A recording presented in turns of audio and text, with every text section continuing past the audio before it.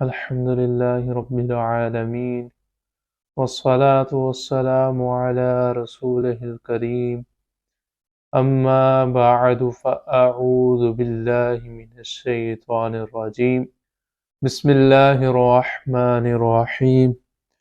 اللہ تبارک و تعالی نے قرآن مجید میں ارشاد فرمایا، پارہ 30 سورۃ مطففین، آیت نمبر 1 تا 6، وَيْلٌ لِّلْمُطَفِّفِينَ الَّذِينَ إِذَا اكْتَالُوا عَلَى النَّاسِ يَسْتَوْفُونَ وَإِذَا كَالُوهُمْ أَو وَّزَنُوهُمْ يُخْسِرُونَ أَلَا يَظُنُّ أُولَٰئِكَ أَنَّهُم مَّبْعُوثُونَ لِيَوْمٍ عَظِيمٍ يَوْمَ يَقُومُ النَّاسُ لِرَبِّ الْعَالَمِينَ۔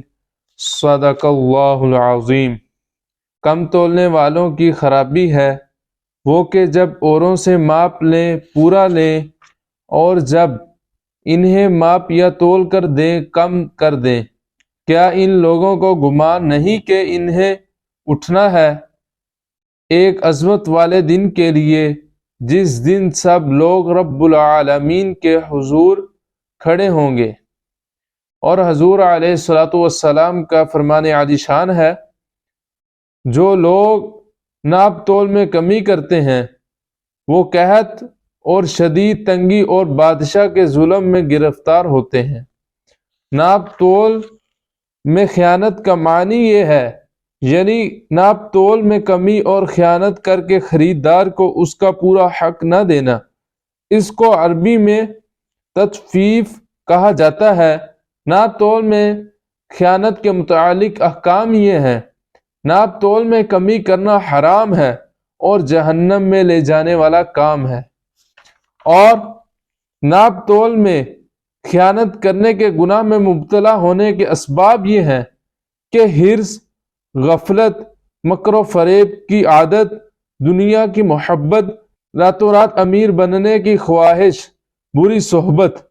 ناپ تول میں خیانت کرنے سے بچنے کے لیے جہنم کے ہولناک عذابات کا مطالعہ کیجیے اور اپنے نازک بدن پر غور کیجیے کہ ناپ تول میں کمی کرنے کے سبب ان میں سے کوئی عذاب ہم پر مسلط کر دیا گیا تو ہمارا کیا بنے گا۔ قناعت اختیار کیجیے اور حرص و لالچ سے بچتے رہیں۔ موت اور قبر و آخرت کو کثرت کے ساتھ یاد کیجیے، انشاءاللہ دل میں دنیا اور مال و دولت کی محبت نکلے گی، غفلت دور ہوگی اور دل میں احترام مسلم کا جذبہ بیدار ہوگا کہ قسمت میں جتنا رزق لکھا ہے اتنا ہی ملے گا، نہ اسے کم ملے گا نہ اس سے زیادہ ملے گا۔ عقل مند شخص وہی ہے جو اپنے حصے کا رزق حلال طریقے سے حاصل کرے، نیک پرہیزگار اور دیانتدار لوگوں کی صحبت اختیار کرے اور بری صحبت والے شخص سے دور رہے۔